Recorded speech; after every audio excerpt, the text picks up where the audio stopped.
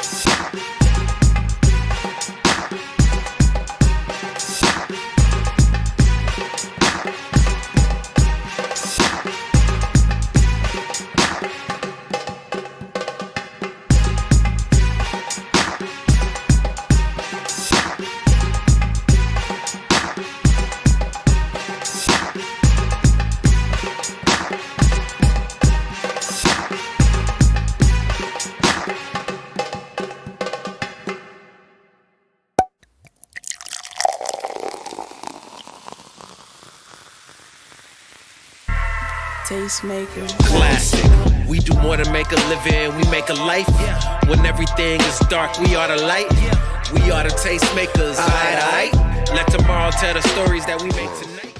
I told y'all, patience is a virtue. This is what perseverance will get you. In just 60 seconds, you will be live with the Tastemakers Pod. Again, appreciate you guys tuning in, and we'll see you soon. For the new tastemakers, sommeliers came out to play. Classics in the current day. For the movers and shakers, for the new tastemakers, sommeliers came out to play. Classics in the current day.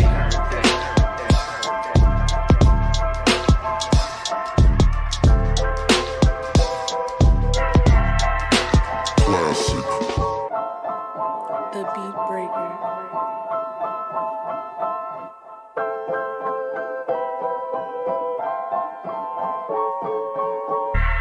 Tastemakers.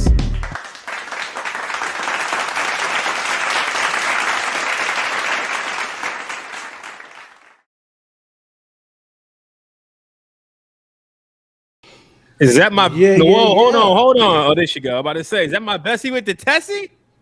Bessie with the Tessie. There you go, Don't turn my Tosh. camera on. Not. No, your joint was on. You control that. No, I did not. Yeah, why Tasha disappear like that? You turn my camera off before I put my tracks in. Because she's still getting herself situated and whatnot. You know, it is what it is. Shouts out to Anthony No. in the chat. Tighten up, Tasha. And so, Never. Never. what's funny is I think this has hit all of us at one point or another. Shouts out Nat D in the chat. Of course, listen. Whoa, It's you told him I Wednesday just night. woke up? I did You not just tell woke up? them. What was you No, doing? I didn't tell them that you had just woke up. What was you doing all day? Listen, me and the Sandman were on a date. Okay, Wait, You know what I'm and- saying? And I shot her with that text. That text said, "Hey, big head, you want to come on the show?" You know what I mean? And she left Sandbed and was and then, and now she's right here on the Tastemakers Pod. Wait, is So it that's because of the what's up. heat, Tasha? Did the heat take you out? No. I had a crazy day. I'm gonna tell y'all because I ain't got no meme of the week. So instead of my meme of the weeks, I'm gonna tell you what kind of day I had. So are you about to be like black screen the whole show? No. Give me a few No. minutes. I'm She trying to gonna figure get out if I'm gonna put some situated. tracks in or Let her if be I'm gonna great. put my ear on. You know what I'm saying? I was just asking. I'm not mad at the black screen. I just wanted to know if it was that kind of day where it's like, nah, I'm not even coming on. I'll just do a I black mean, screen. if y'all would let me, Nah. She know I can't but have her gonna with do a y'all black that. screen the whole show. I ain't gonna do y'all Alright. that. I ain't gonna do y'all that. I appreciate that. Thank you, T. Nah, So- and then my girl That's on here, Savannah, who I enjoyed Hey. so much the last time she was on here. I got to come on screen and wow with my chick. Please do. Don't leave me alone out here. Yes, ma'am. Don't leave me alone out here. No, we're not gonna leave you. So, listen, welcome y'all. It's the Tastemakers Pod. It's Wednesday night. It's 10 p.m. Eastern Standard Time, and we is on these YouTube streets. Definitely shout out to my baby who just entered the chat. Hey, sweetheart, what you doing? Uh-oh. What you doing? Let's see here. Anyway, that is what it is. Y'all know how we do. We give you a little taste of the culture. We're going to do just that tonight. Lots of topics, lots of fun, all that jazz. But before we get in it, we're not going to be rude. We're going to check in. And let's see how people's week has been. Go ahead, Goss. How your week been, man? It's busy, man. It's busy. We got the week of the show, so I'm doing all the things this week. You know what I mean? Getting that, having meetings, making sure vendors is good, tracking down artists, all kind of stuff. Had 3 meetings today. Had a meeting last night via Zoom. So it's show week, you know what I mean? So it's busy. Those of y'all put on an event, you know it gets kind of crazy, but we making it do what it do. That's what it is. That's what it is. Show week domination is popping off this Friday night. Doors open at 6 p.m. Definitely, if you haven't got your Doors open tickets, at 5:30. Show starts at 6. show starts at 6 p.m. But definitely, yeah, get there at 5:30 if you don't want to be, left out in the cold. But yeah, so that is what it is. If you're in RVA, surrounding areas, Hampton Roads, you're in the DMV area, you're in the Carolinas, whatever. We've had people come from Oklahoma. We've had people come from all over, you know what I mean, Ohio. So definitely make sure to get there. Shouts out to Judon in the chat. I think I already told Anthony. Anthony said, I'm there early. Okay, I see you. That is what it is. Anthony this weekend in the 757, and Anthony hit me with the joint from an ATL with Big Boy when I came in his store. He said, I know that ain't who I think it is. It was random though, because I didn't know Anthony worked at Advanced Auto Parts, and I was going in there randomly on Portsmouth Boulevard trying to go find some car seats. And Anthony over there behind the desk talking about some, I know that ain't who I think it is. Listen, that's that you owe me money hit up right there. Ain't that what that is? That's what it sounded like. Yeah, I'm saying. Shouts out to Anthony. What's going on? And shouts out to Jay Kirk, of course, giving a big shout out to Ohio. Kirk, how you been, man? Been a minute since I heard your name. Kirk, I don't want it. I don't like Kirk. Kirk, nah. I'm not messing with Kirk. What did Kirk do? Kirk dropped a fire album but refuses to perform. Like, who turns down a slot at Domination? Like, that don't happen. Like, niggas pay to get on Domination. Listen, I think Jay Kirk has been turning down Domination for years. That joint is crazy. in some form or fashion. I'm not messing with Kirk. Kirk, you're banned. Get out this chat. Band is crazy. Y'all offer Kirk is what I'm trying to figure out. But I don't know. Do Kirk live over there? Or he gotta travel. He gotta travel a little bit. About an hour. Okay, but it's a little bit like 30 minutes. Was that it? Hour and a half, hour. Y'all was trying to fly him on Waffle House Air? Airlines? He got to travel like I got to travel. The only saving grace for Kirk is that he's from Ohio. So y'all know I got a fine spot in my heart for niggas from Ohio. You know what I'm saying? That's the only saving grace for NFO. No pause. Look at Goss growing up. Oh, look at that. What you mean? You didn't give up. Well, anyway. Don't ruin it. Yeah. I must not heard it. I must not. Savannah came on the show, y'all, a couple weeks ago. Lit that joint ablaze. Period. So we got to get Savannah back on the show. It was all right. She's right, cheer. Are we a hater? Don't even let that. Don't even. How your week been, Savannah? How your week been? Apparently better than Corey's allergies. Since that's nuts. What did I do? That joke was not that funny. We love Savannah.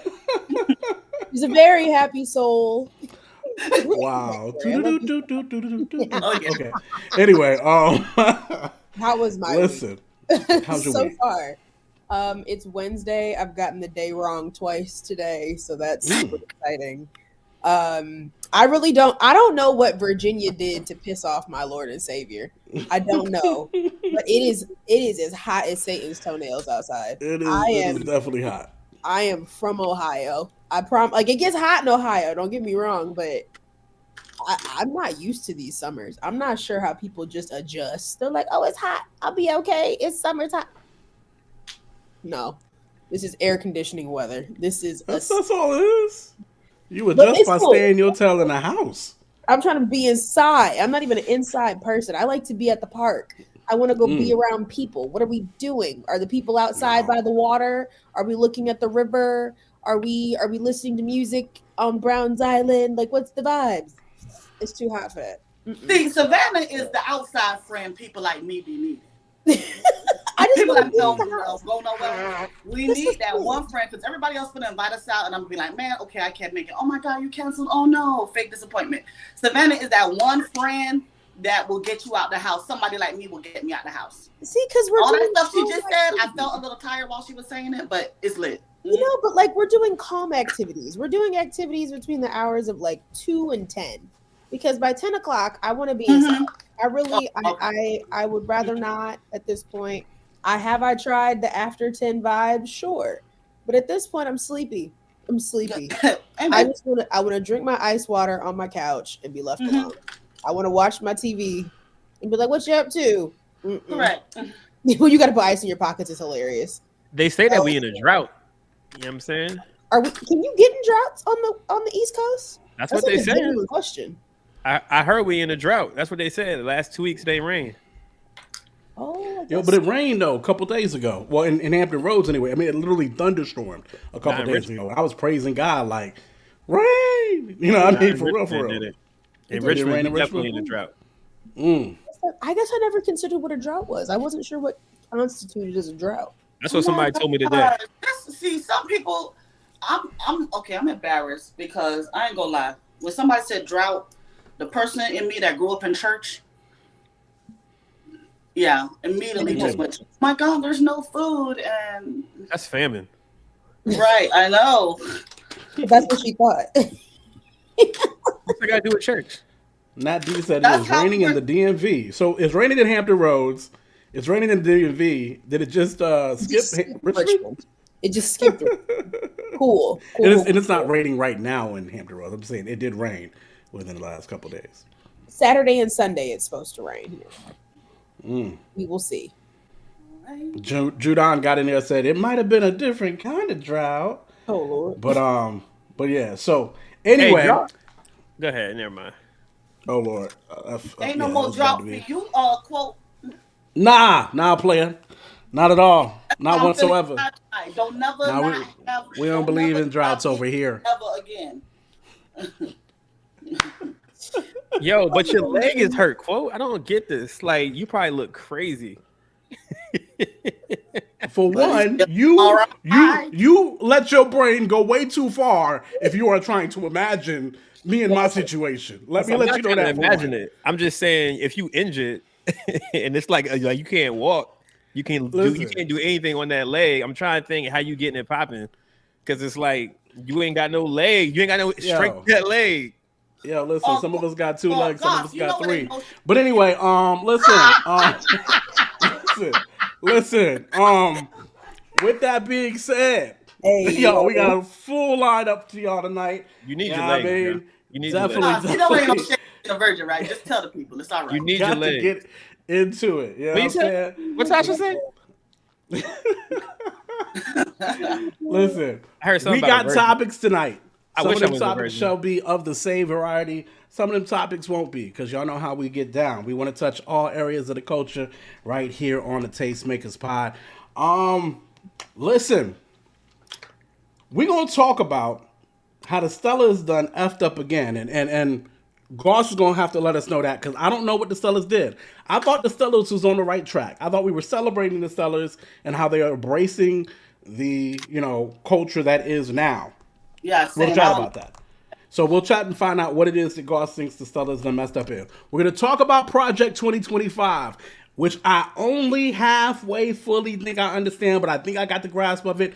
We've got the Esquire right here. We've got the lawyer in the building. She's going to let us in on a little bit on Project 2025. Tasha, get on this camera, bro. She's got to give her time. She got you've been out this joint for 20 minutes. Okay. It ain't been 20 minutes quite yet. We've only been on for like 16. Bro, I hate it here, yo. This is why I'm not getting married, man. This is why I'm not getting married, because I can see me yelling at my wife, like, yo, what are you doing? We're supposed to be leaving. Let's go. No, this is, I feel like you meet the right person, you're not going to be yelling at nobody. Nah, bro, I'm going to be yelling. I'm going to be so annoyed. You know how annoyed I'm going to be? I get annoyed with people quick, especially in my late age. All right, y'all. I feel like you have patience when you want to. When I want to. I don't want to right now. So, we're also going to talk about the show that's on Netflix. It's called Your Honor. And we really want to know, what would you do? Like, is you turning your loved one in, or is you covering the up? You burying the bodies with them? What you doing? We're going to talk about it. All right. We're going to talk about pastors quitting ministry. I guess as that's starting to happen, we'll let you know about that. And then lastly, we'll find out who is more entitled. Is it the women, or is it the men? Savannah, how much you want quote or Goss came up with that one? I came up with all these. For sure. Okay, I knew that was in case you didn't get the memo, Tasha, I'm in charge. In case you didn't get the memo, Tasha, I'm in charge of all topics from here on out. Yes, Goss is in charge of all, but I think one topic a week.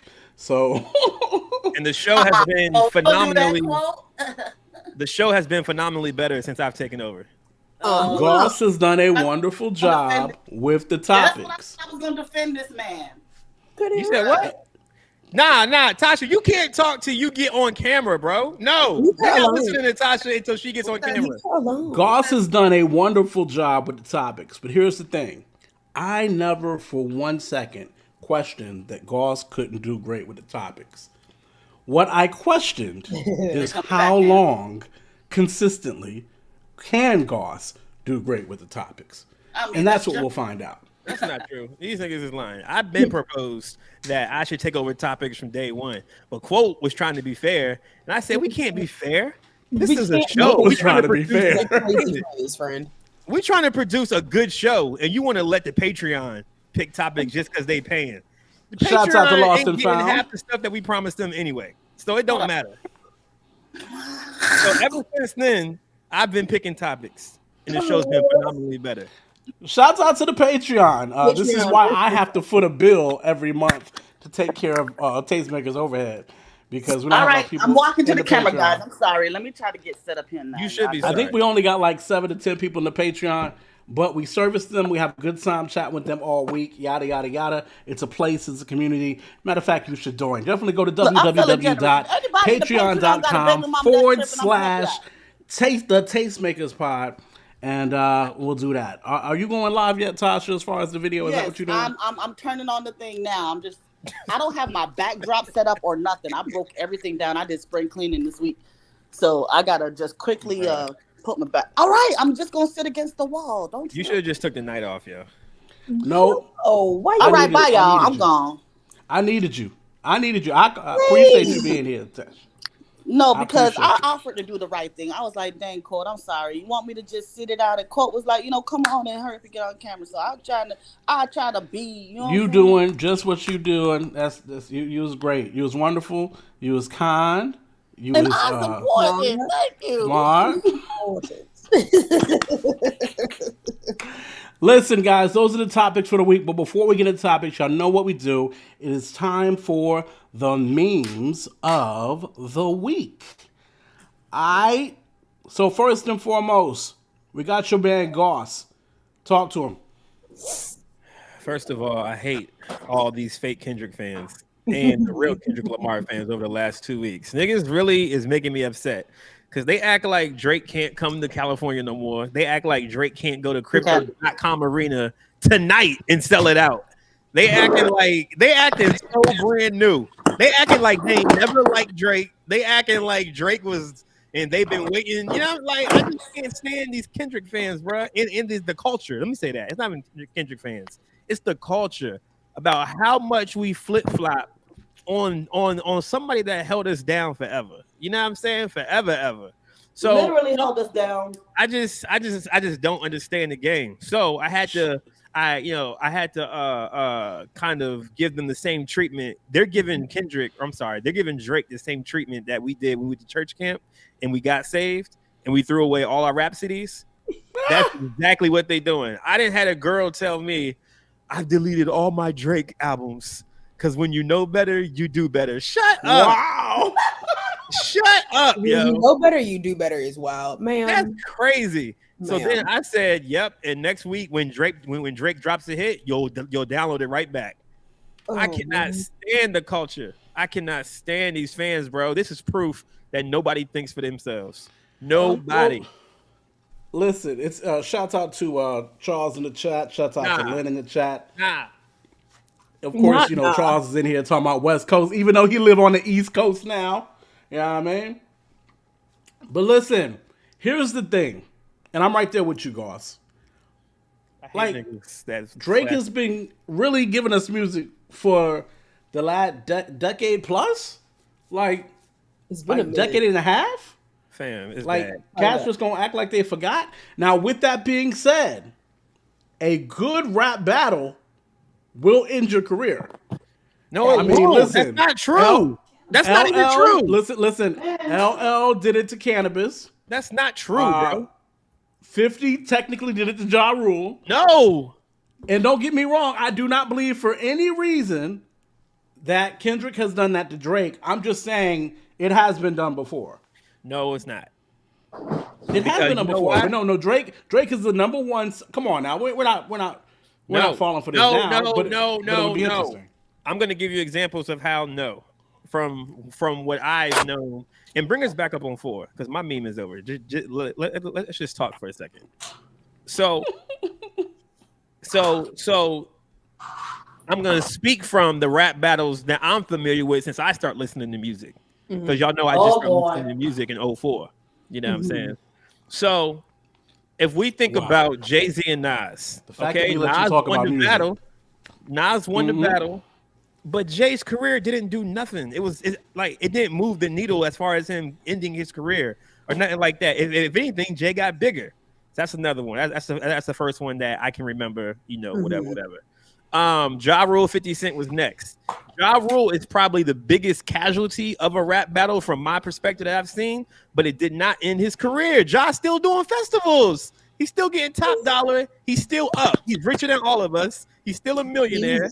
He's still doing all that stuff. So there's no. This is the first rap take I heard from Goss that isn't half trash. Nah, listen, let me finish. Nah, you can't talk till you come on camera. You know the rules. Oh my gosh. Ain't no rule. Thank you. Leave now her. turn your camera screen. You still not right. Wait, I gotta find something to clip my phone to. I can't just sit here and hold the phone for 2 hours. Well, find it then. Hurry up. Stop playing. All right. So, and then the next one that I heard about was, Let Me Cook, yo. Then the next one I heard about was Drake and Meek, right? Well, there was some like Nelly and Karis one in between that, but nobody cared about that. Yeah, but like Drake and Meek, right? Like, bruh, Drake and Meek had a little exchange, a little, you know what I mean? And Meek was still out here rapping. Still, he did Spring Fling at Virginia State. He signed with MMG after that. He was doing it. Well, I think he was still with MMG. But like Meek, like it didn't affect him in a way where his career was over because somebody said some not nice things about him. Like he's hold on. Dreams and Nightmare came out before or after the Drake and him battle? That was before, right? You said what? Dreams and Nightmare came out before him and Drake went at it, right? I can't remember. I think so. Listen, with the trajectory that Meek Mills was on, you could call that him being with Nicki. You could call that whatever. The trajectory that he was on musically was ended by Drake. No, it was not. Oh my God. No, it was not. What was the banger that came up? But if we don't tell the truth, how are we going to shame the devil? I agree. That's why I'm here to tell the truth. So you're right.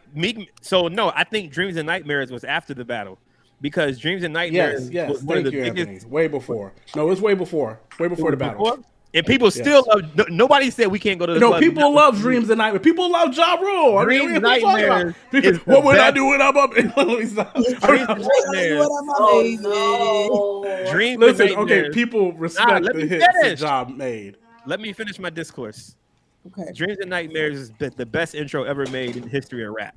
That is fair. Okay? That's first of all. That's fair. And it's never not gonna be.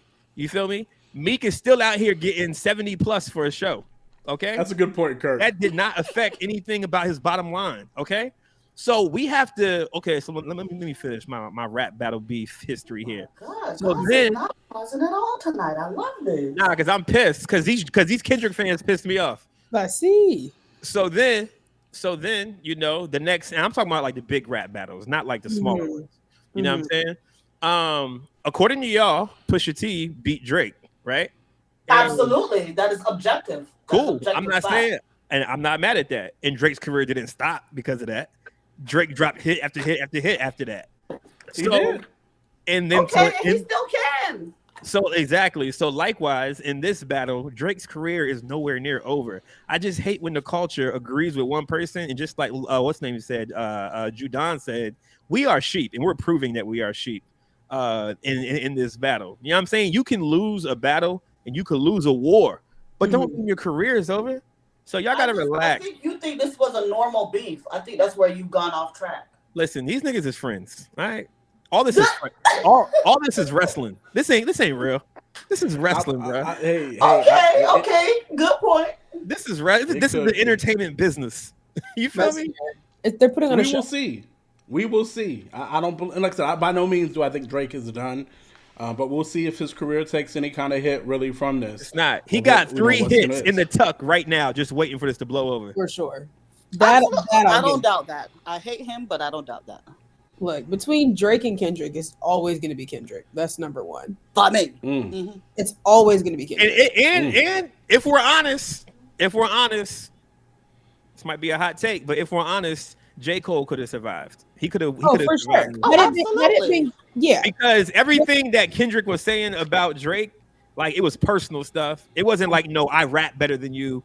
It wasn't no like you like bars as far. You said everything that Kendrick was saying about Drake. Yes.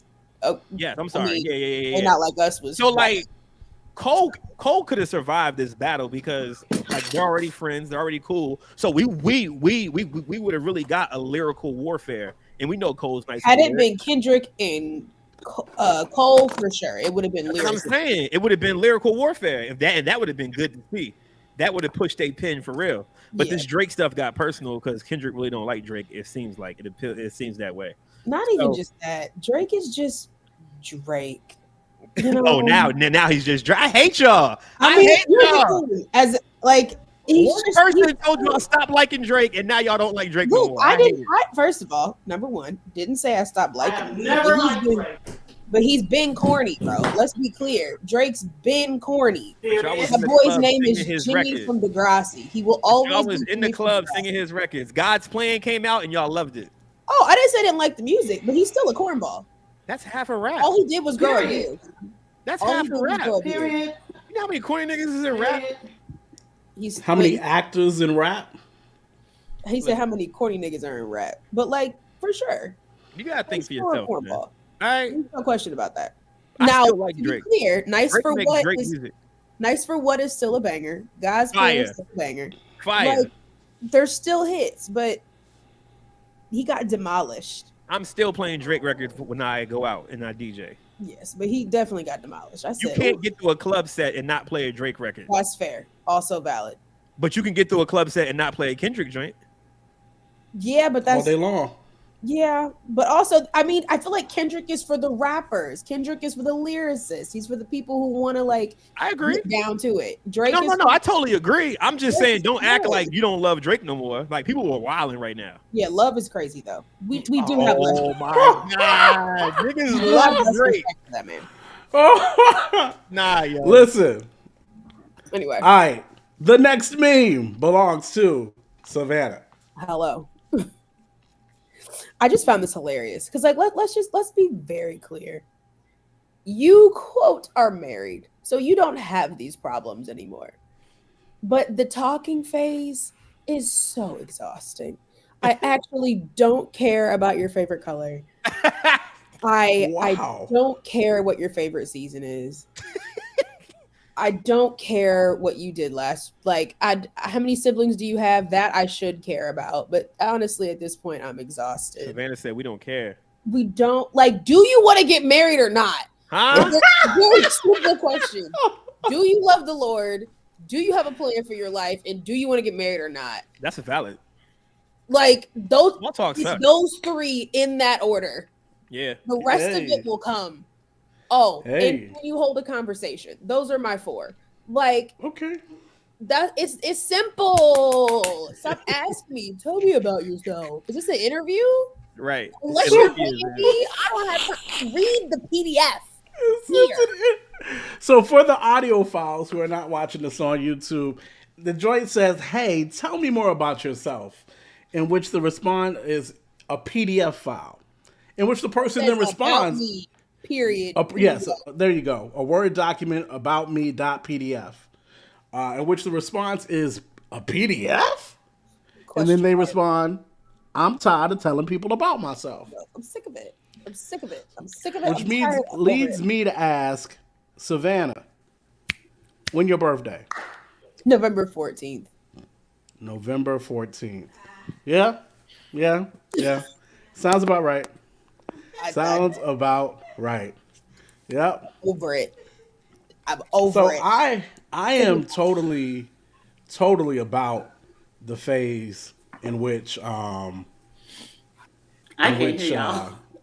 You can't hear us. I can't hear y'all. Listen. Tasha's drunk. She's tired. Leave her alone. Listen. He said you were drunk. So, as I try to fix this daggone, there we go. All right, so Tasha, work on being able to hear us. Leave, come back out, do all the things. But anyway, so I don't know. Listen, November, yeah. Okay, I got you. Would somebody else have a differing opinion? I feel like the saints that are still out here in these streets trying to get chose or trying to choose somebody, we're tired. Because I promise you, the person who's chasing somebody, the best way I've ever heard it put, the best way I ever heard a guy explain his pursuit of someone was like, if I'm asking you out, I already know mad information about you. Off rip. I already know what I need to know before I'm asking you out. I'm not asking you out to know nothing about you. I don't know about that. Nah, that's true.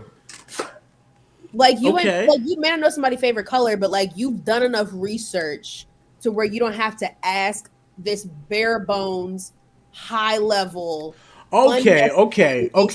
Question of tell me about yourself. Well, again, I think it matters how you are meeting, how people are meeting. That matters, right?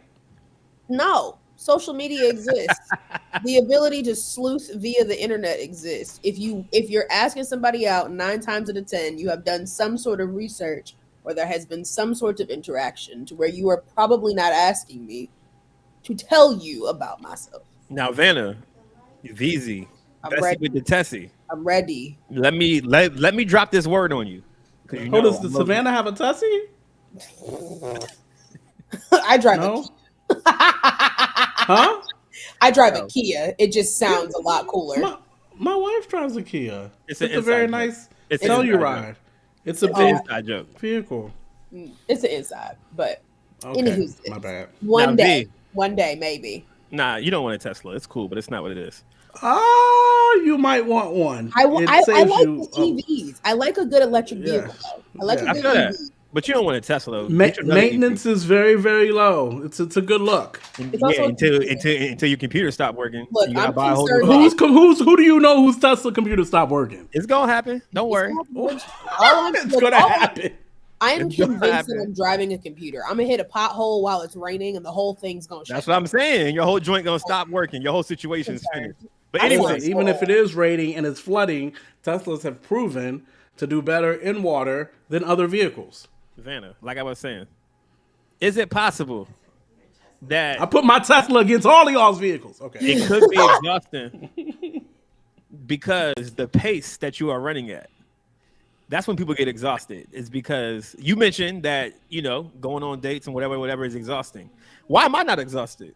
Right? Because you don't actually want to date. You be I do. No. Here we go. I do. I just pace it out. You feel me? So. Can you hear us now, Tasha? I take time. Yes, I can. We live. We're on. Amen. We all right. up. So I tell a lot of my female friends this, when they have the same complaint that you have, which is fair. I just think that you just can't say yes because there may be something there or there may be whatever. I think you have to be mindful and be what's the word? You have to choose who's choosing you. And you have to choose, do you want to be chosen by that person at that time?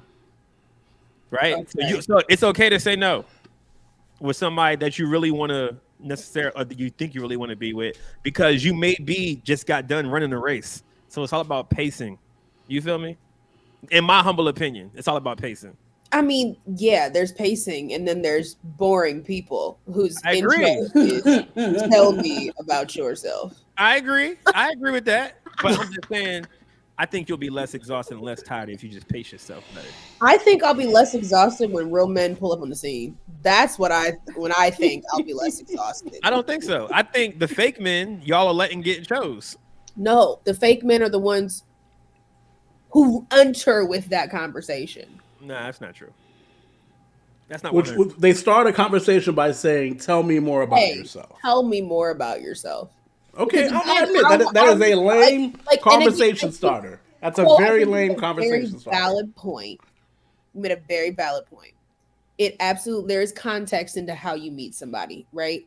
Like if it's a moment where and again, I guess it's also proximity. Like, where am I meeting you? I have eliminated spaces where I'm going to meet somebody who's going to ask me stupid questions. You need to go outside more. Then you good then. Exactly. I mean, if you but it's still, but to be clear, it's exhausting. Like the overall relationship topic is exhausting. Why do I feel tired? Because you're a man. You get to choose. You get to decide when you do and don't want to do something. But like these dudes ain't out here just grabbing girls saying, "Hey, come talk to me." Like you can say no. Come and talk to me. Hey. Okay. That's what I'm saying. I stand by my statement. If anything, it should be more exhausting for us because we have to hope that y'all say Why does everything have to be a competition? It's not a competition. I'm just saying is it modern dating? Nah, but she was making it exclusive to women. Come with all of the presets. What is so funny is I just got married 2 weeks ago, and I already feel like light years beyond this. This is above me. Because you're used to feeling that way, guys. But also, Qual, let's be real. Like the first question you asked your wife was not, "Tell me more about you." Unless he knew her already. He knew his wife already. Exactly. Knew her for 17 He didn't years, always know her. But even then, that wasn't the question. I'm not asking anybody tell me more about yourself. That's just not where we started. All I'm saying is I thought that the PDF response was both clever and appropriate. It was. I liked it. I would have laughed. Because if you want to get to know me, you're gonna ask me questions to get to know me. And then I would have read the whole PDF. Yeah, they're gonna be specific. I would have read the whole PDF and then like, all right, let's call you back for a second interview. And then came next day in like a suit and a tie. And then be like, all right, you passed the first one. I do like your Yeah, I like X, Y, and Z about you. Can you right. What makes you a great candidate? I've called a few of your references. Okay. Right? So I would have treated it like that. I would have treated it just like that. If you want to treat it like that, I would have treated it like that. See, but that's all. That also means that you're clever. Like, here's the thing: the saints nowadays, they're not clever. They're not fast. Jesus said we was finna be dumb as hell. No, he didn't say that, but he said he alluded to it. So listen, I would challenge you, ladies, just because y'all are here and yada yada yada. Hold on now.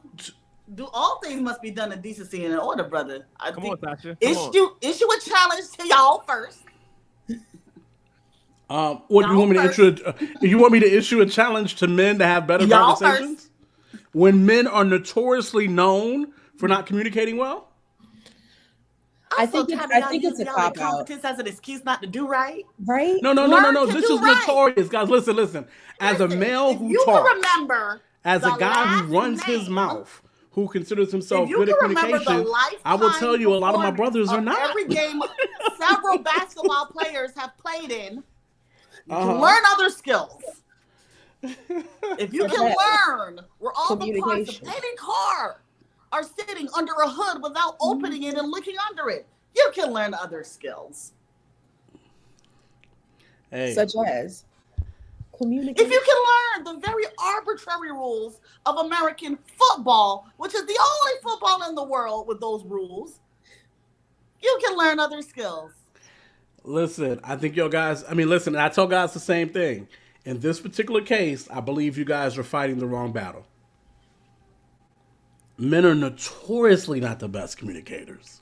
Notoriously. I'm so done. And people have been in marriages for years in which communication has been the issue. Quote. And y'all think from a dating standpoint, these guys are going to automatically have good conversation right away? Quote. God bless you with someone that can accommodate your horrible communication skills, okay? Some men are excellent communicators. Like me. We have to stop making these generalized statements, guys, both about ourselves and about each other.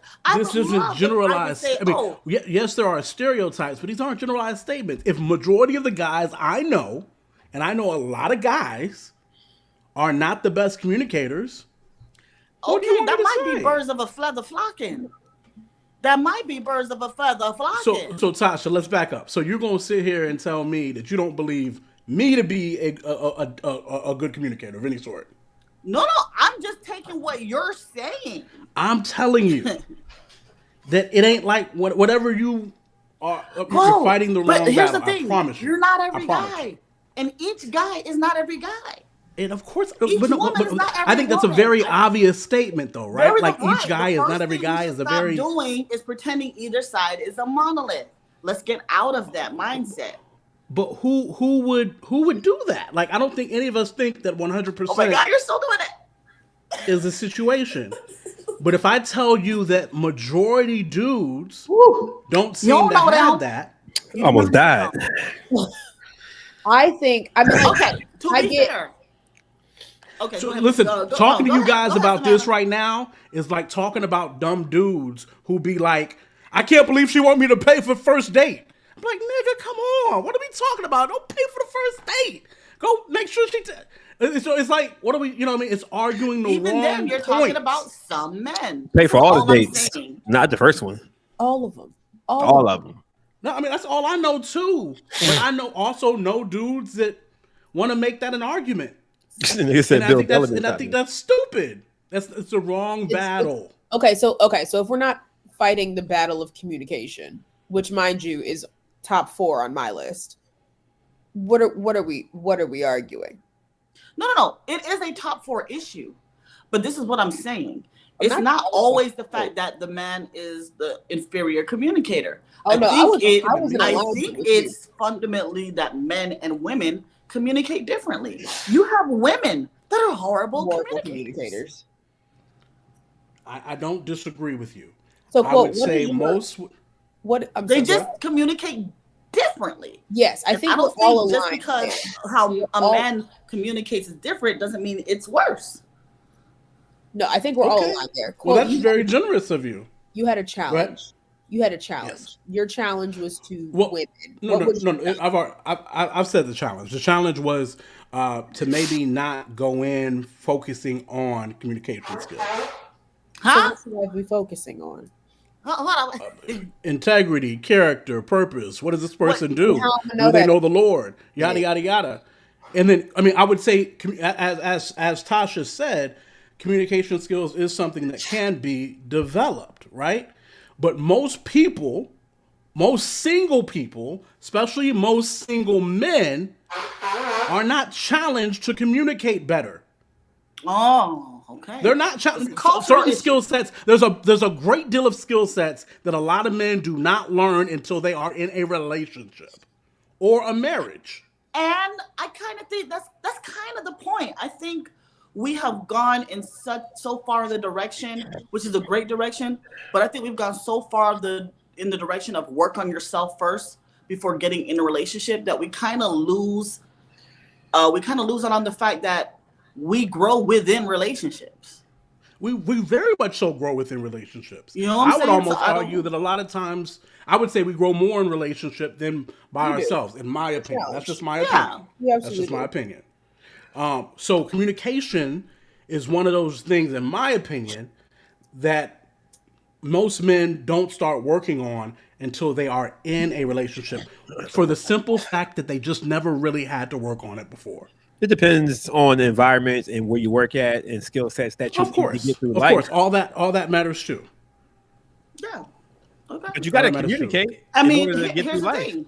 A man can communicate great I with know other a bunch men. of guys that don't. Yeah. So I guess what I'm saying is I believe that's more of a developed skill set that you probably need. Even in developing that skill set, a lot of times you need another person alongside.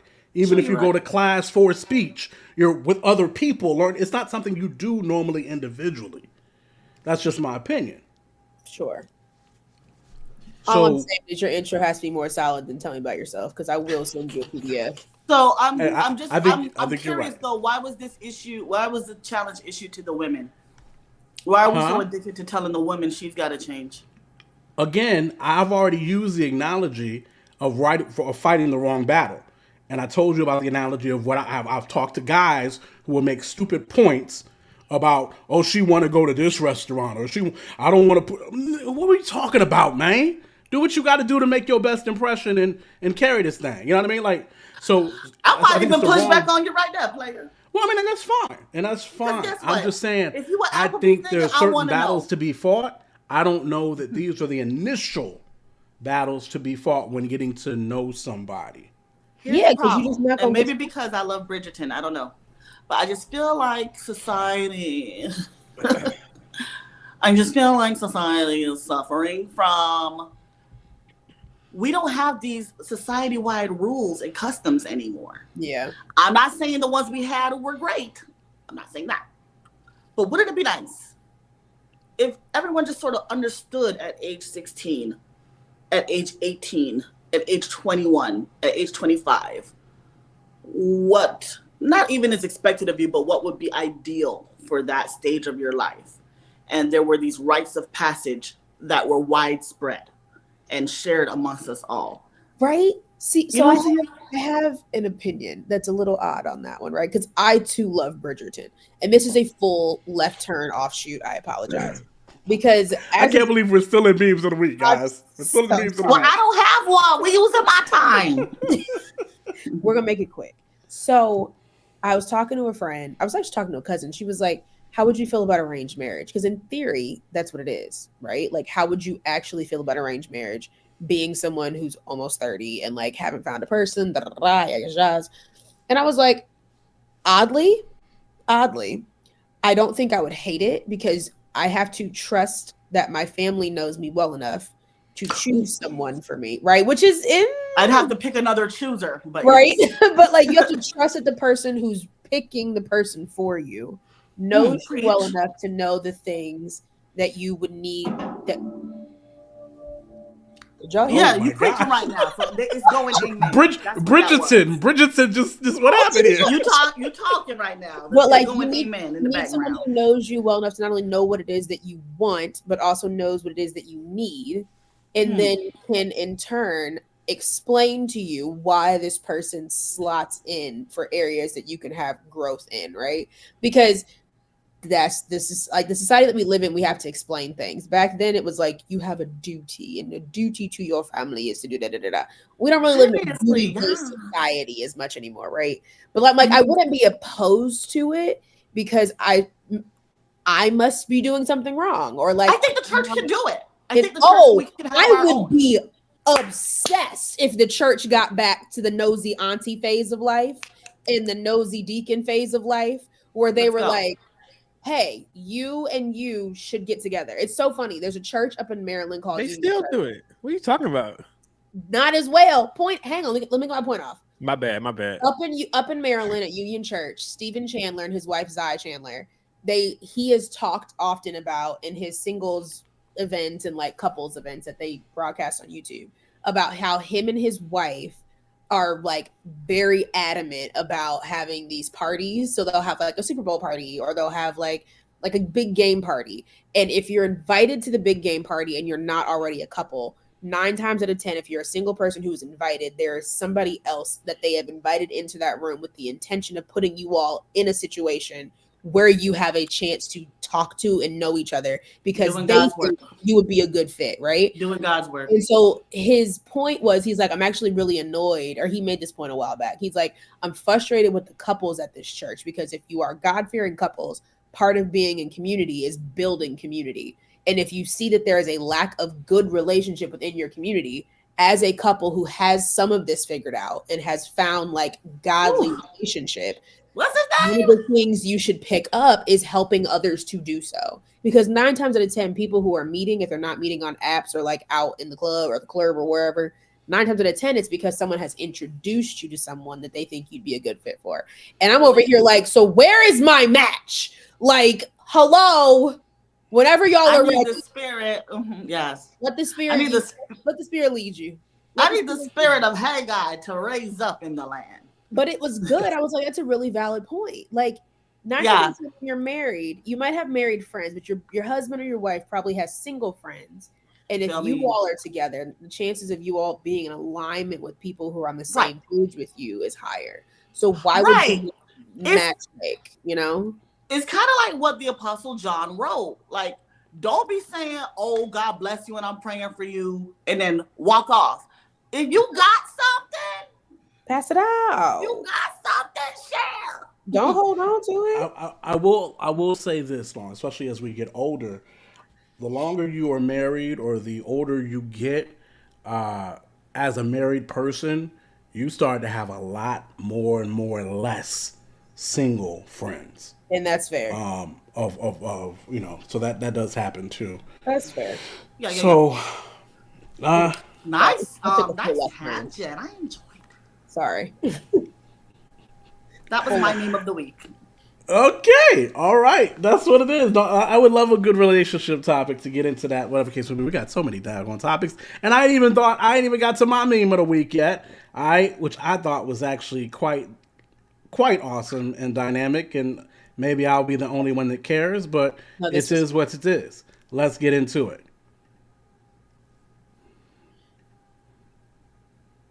Oh shoot! Did it stop? Play. Was there any sound? No, I didn't play. Ah, shoot. Who is that? I can't see it. I'm looking on my phone. It's real small. It's playing, but there's no sound. This is actually Bree right there. Hey Bree, who doing the thing today? That's you, quote. You know it's me doing it right now. And that's why it's all messed up, because Sabrina. I ain't the one that can do the sounds and all the other stuff. So not Honest Trailers dropping a Bridgerton episode a day ago. What? Who? Honest Trailers just did Bridgerton. I can't wait to watch this. Oh Lord, I don't know who that is, but now I'm invested. Honest Trailers. I don't think I know who that is. Who is Honest Trailers? Oh gosh, that's your homework. Okay. Honest Trailers. I'm about to go to London. I'm going to try this it. one more time, and then we're going to quickly jump into the topics of the show at this point of the joint. I feel like we just replaced the Who's More Entitled topic. You know what? I'm not against that. I'm not against that, but we shall see. Let's see here. All right, and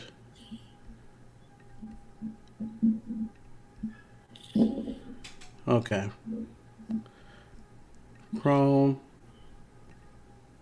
I think the chat, me and Savannah lost the chat because no one chatted in like 10 minutes while we were talking. I think it's all guys tonight in the chat. Okay. All right. I think the minute they heard the word Bridgerton, they was like, I'm going to be right back. I appreciate it. But how am I supposed to style?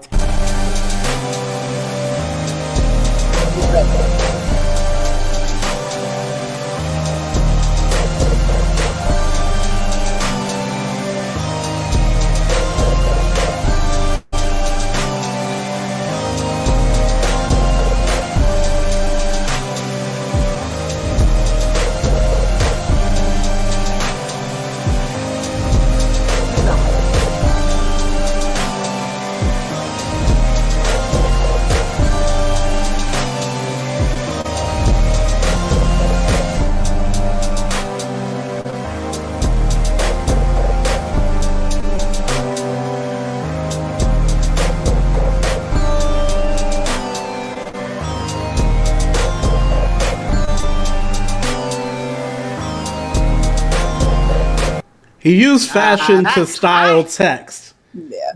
That is how Yes. That's a dope promo. Look like something Martin would do. Maybe. Yeah. Now, Wisdom's work is solid. Oh, did we lose quote? Yeah, out of here. Get him out of here. Okay, The Lord was so what not else on are we his side. watching, sis? I just started Iran. No, I'm kidding. All right, y'all bringing him back? I was like, You I gotta bring yourself back. He know what's up. He He's has all on the the show and everything. But Okay. it's all good. Okay. No, but that joint looked like something that Martin would do. Martin, did you see? they Kind of crazy. we've got some creatives in the room who probably would have thought of something like it. But Wisdom, like just in general, because he's known for his work or his like styling in fashion. Like that's like all his content. His work is phenomenal though. Like he's done outfits. He's the one that did the period piece joint with the different decades. Yeah, through the Okay. decades, he did that.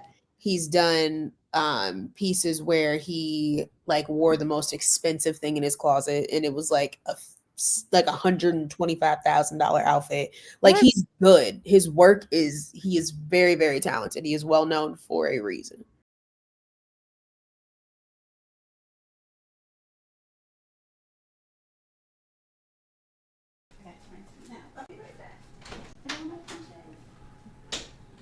So y'all kicked me out. What did I do? Okay. Are we back? I think we're back. Okay. So this is why I shouldn't be running stuff on the tech side. Anyway, what did y'all want that hot? That was dope. I figured y'all probably already talked about it, didn't y'all? That was dope. It was dope. His work is solid. Yeah. That's what it is. Let's go ahead and get into these topics real quick. So, oh, Jesus, what are we, about an hour? Oh, 41 minutes? Okay, not too bad. But anyway, 41, nah, we an hour. Okay. So, Goss, what are the Stellars doing? What's going on? What's going on with the sellers? Why you look so mad about it? Why you look so frustrated? Because the Stellars were on a good trajectory. I'm trying to see what it is that you're going to complain about with the Stellars. So I'm not sure if y'all seen the new Stellars promo. You probably haven't, but I'm gonna let you know what happened. They were announcing all of the artists that are performing at the Stellar Awards. And to Quote's point, they were on a good trajectory where they were making the Stellars younger than it used to be. Stellar Awards, for those of y'all who don't know, are like the Grammy Awards for gospel music, right? So they were announcing through the artists, and I was scrolling through. God bless you, Savannah. I was scrolling through, and I guess their younger attempt to put an artist up there was The Truth, and I got upset. Oh dear God! I got so upset. Yes. So oh Lord. Exactly. So they had Erica Campbell. Matter of fact, I'm gonna tell y'all all the artists they had because it was making me upset. All right, so they got Erica Campbell, Tamla Mann, Anthony Brown, Group Therapy, Melvin Crispell III, The Truth, and those were some of the artists that are performing. So I got upset because I'm like, yo, what are we doing here? Like, okay, is this? I'm tracking this. Yeah, but it just so. All right, so fill me real quick, Tasha. So like, is this? Are they?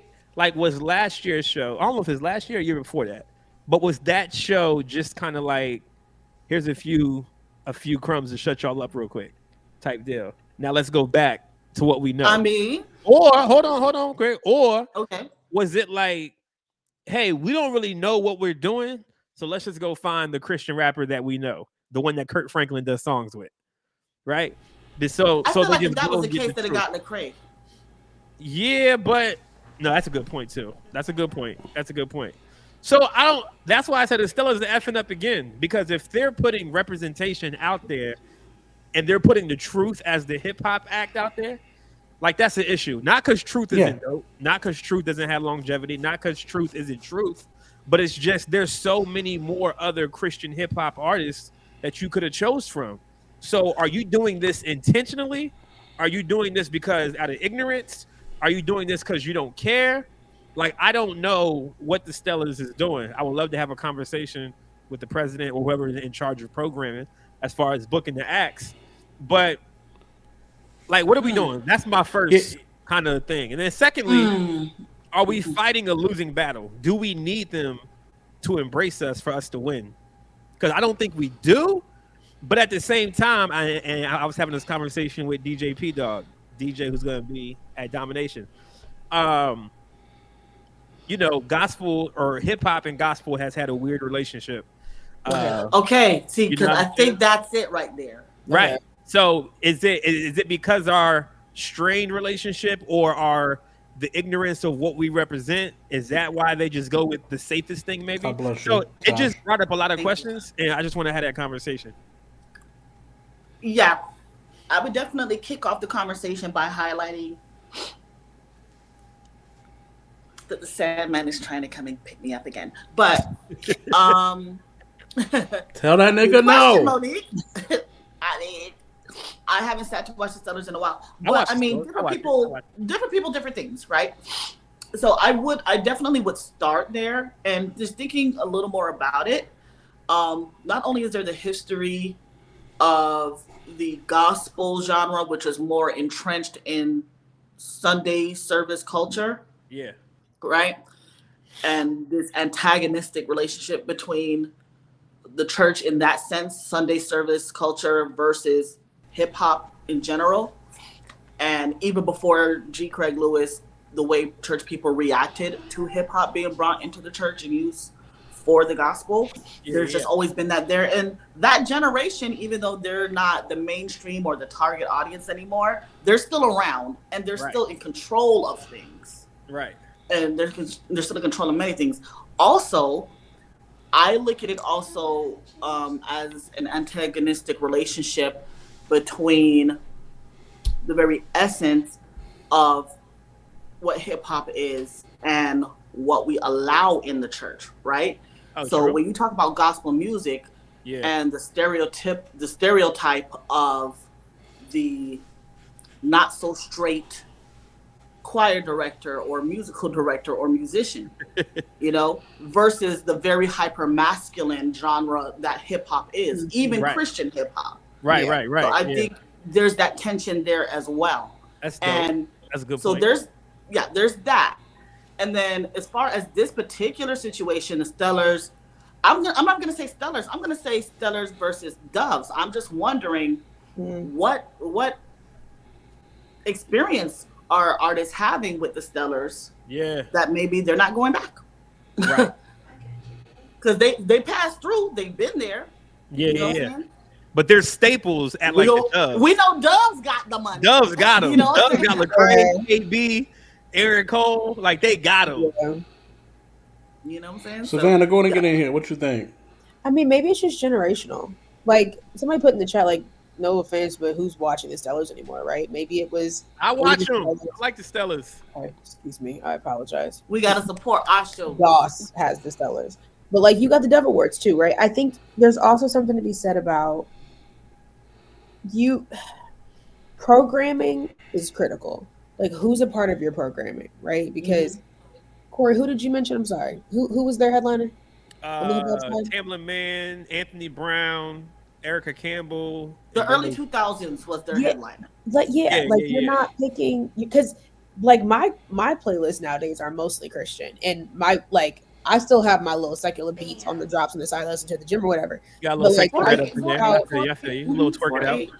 Twerk it out is crazy.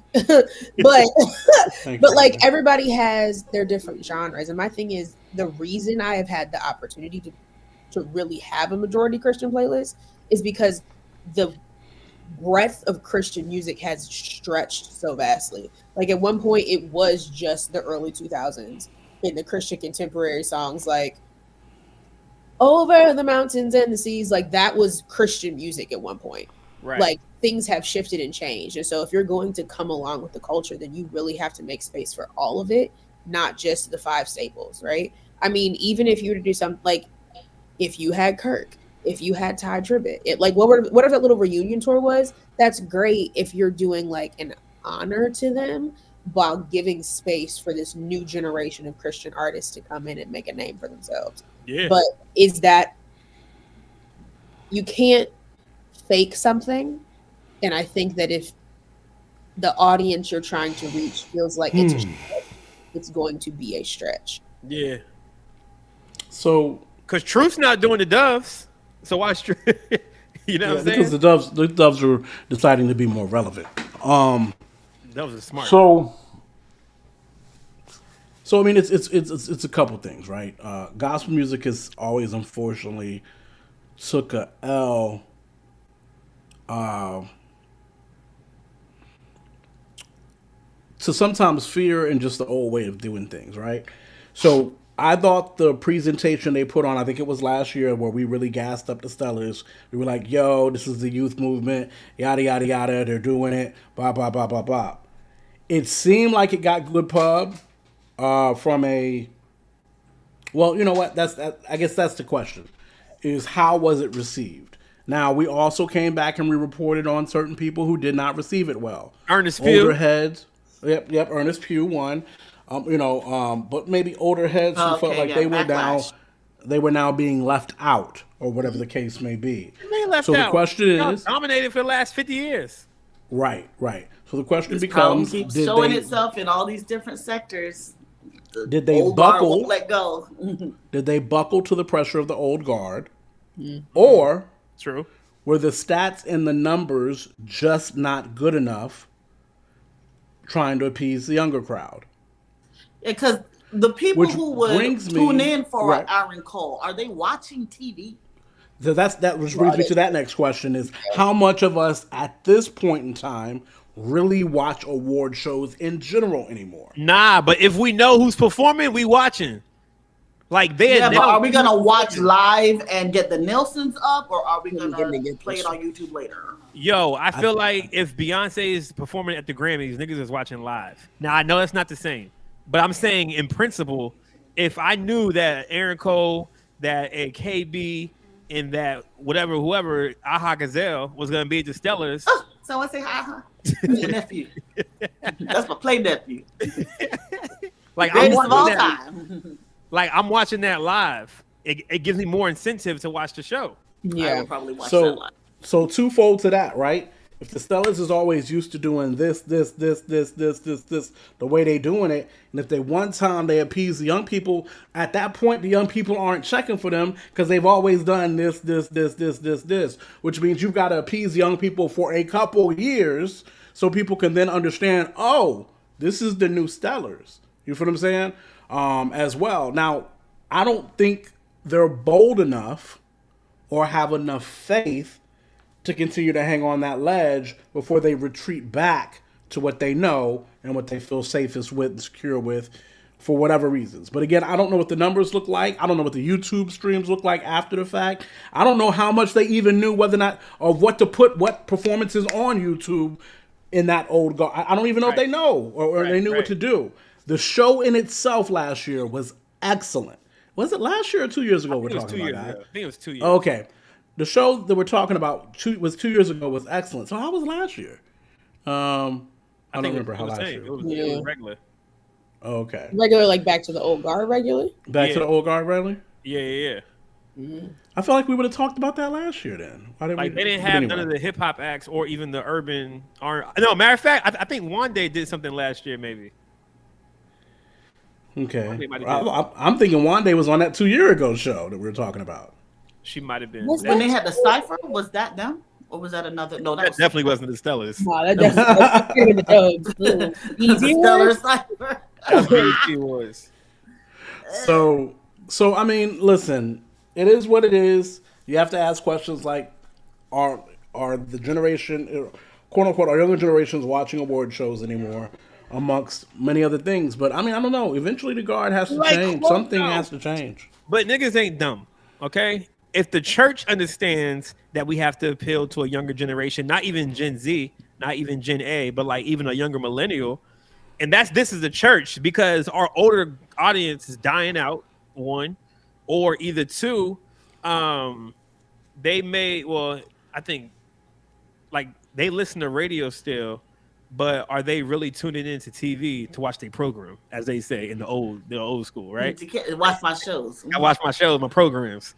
So like that can't be the majority of who's watching them. Like that. So here's the thing about they got to be like church. There's got to be smarter people in that office to say we got to get somebody on. Church is real they time. They could be smart, but just owe somebody something. Church is real time. Unfortunately, gospel music has never been real time. It has never been real time. It's always been a decade or so behind. Since its inception, because at its inception, it was the moment. Well, yeah, I'm talking about. Well, let's say since the late '90s, at least, and we probably can go back earlier, but at least since the late '90s, gospel music has not been real time.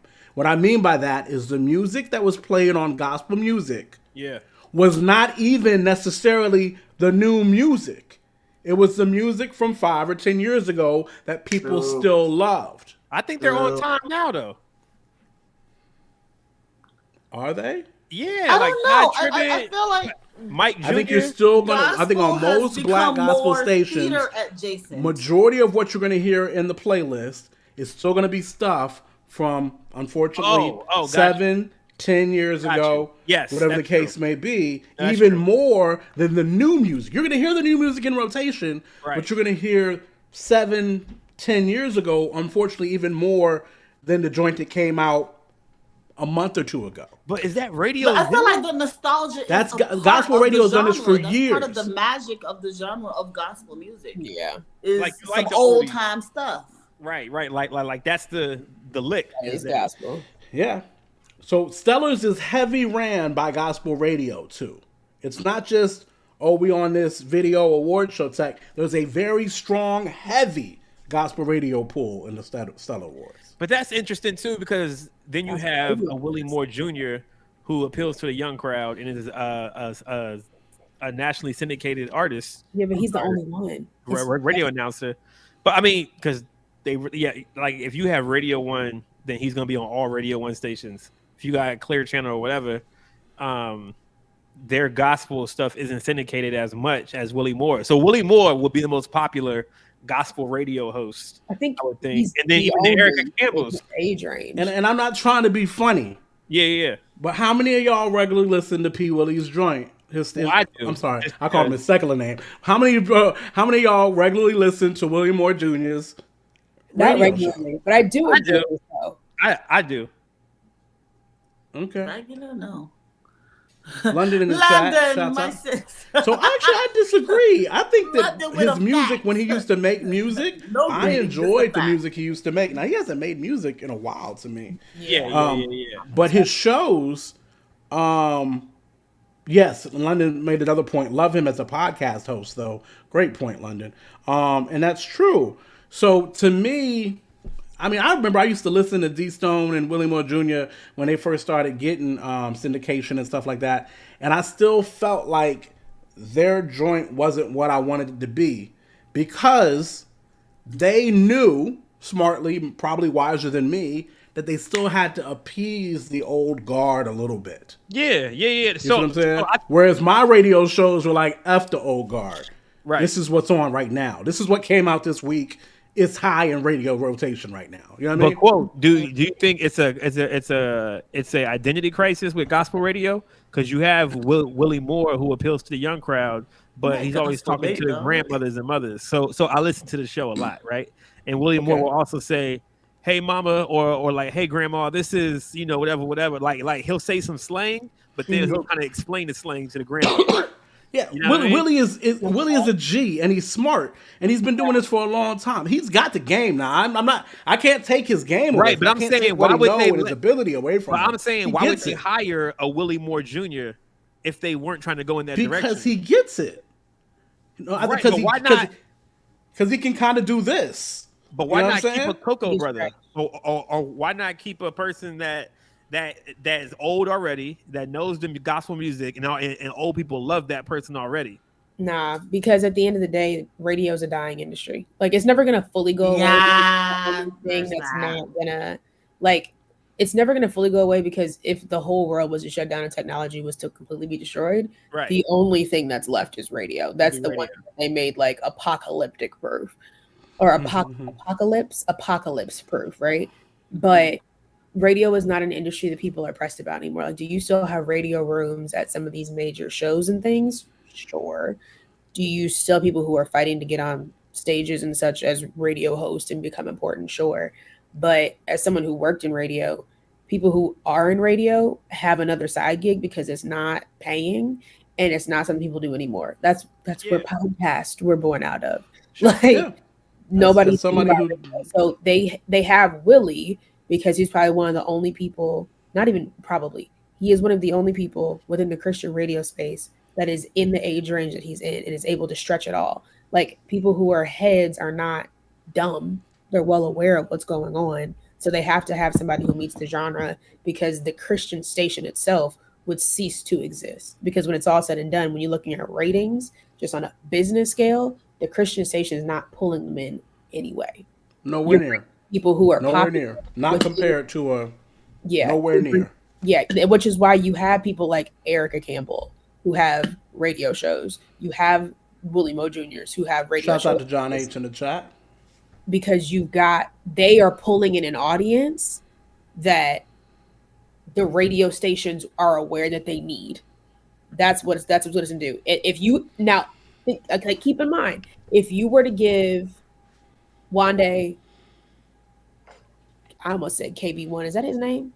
KB. If you were to give KB, thank you. You said I don't know the names, but the songs. KB1 is crazy. I was like, K1 Few. They're on my playlist. I just don't know your name. Don't hold it against me. I got you. But if you were to put like 4 of the top popular Christian artists right now in hip hop on a radio show, and allowed them the space to do the radio show, also have a podcast version of it, and then give them a platform to speak, that is going to draw in listeners to a radio station. So again, the powers that be aren't stupid, but they're not pulling people that they should if they want to continue being around. They're pulling people that they think are going to bring their own audiences to the table. It's unfortunate. Yeah. It's unfortunate.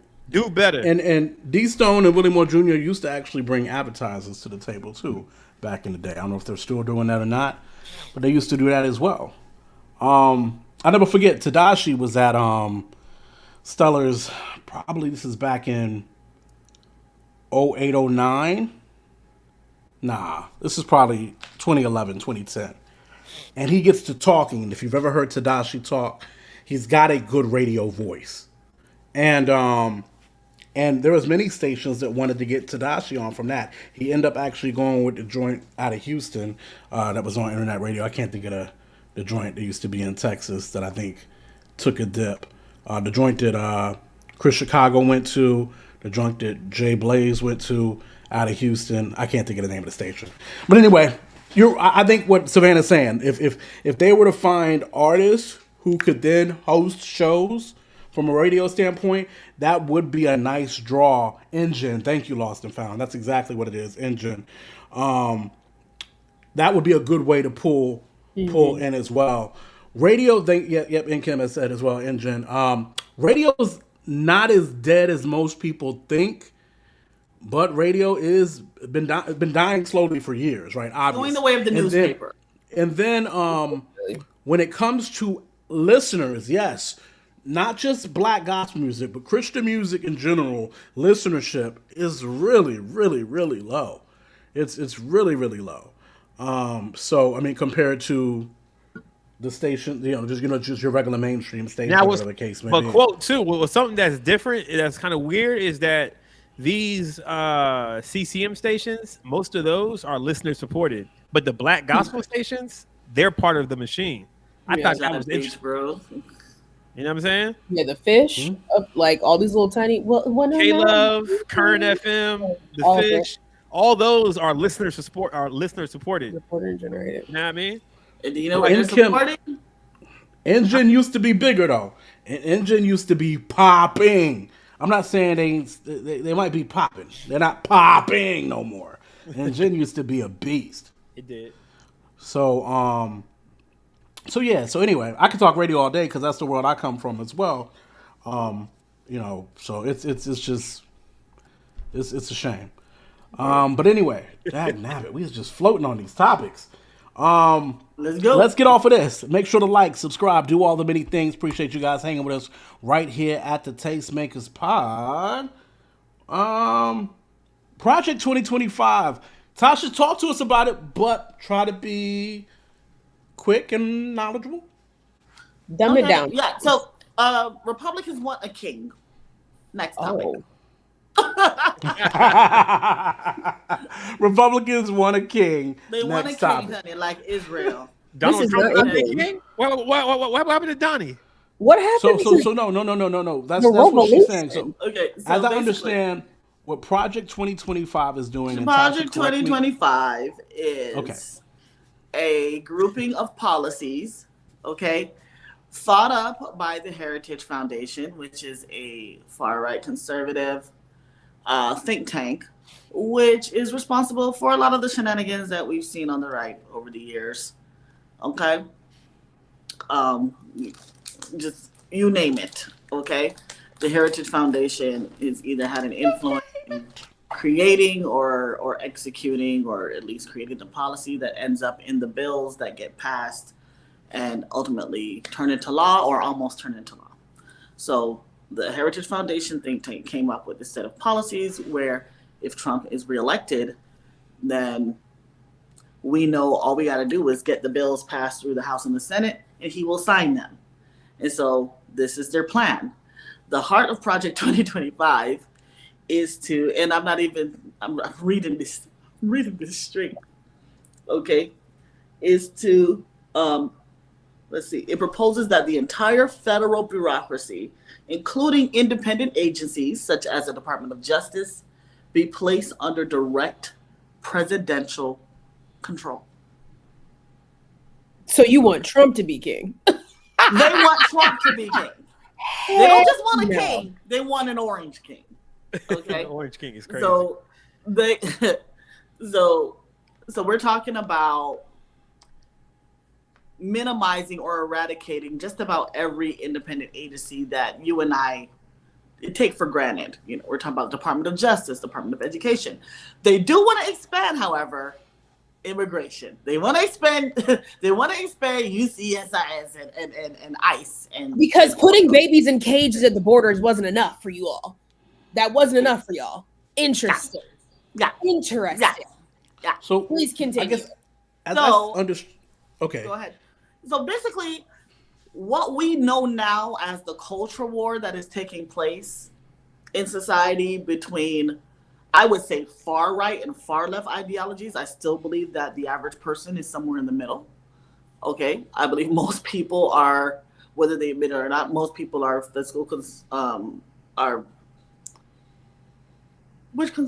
are socially conservative. Okay, and nobody really wants a lot of government in their life, but we all enjoy some of the things that big government provides, and it's smarter to have the government provide them on a wide scale. We can't all each have our own army, right? So we pay taxes to the government to have a military to defend all of us, for example.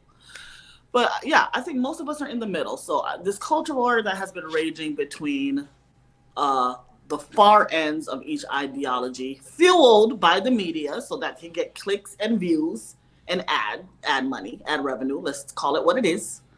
Okay. Project 2025 basically ends the war by forcing their victory on everyone else, right? So interestingly enough, I mean, we don't have the time to go through each and every point of the policy, but they want to. You've been hearing this whole thing about woke this. They co-opted the word woke, so they're going to take what they believe to be woke ideology and words, referencing those type of things out of legislation. So references to sexual orientation, references to diversity, equity, and inclusion, references to all of those. They want it just out of the federal laws. They're just going to take it out. I don't know when they're going to put it back in. I don't know if they're just going to leave it blank. I don't know if they're talking about just repealing the laws. Like, are we losing the 14th Amendment? What's happening?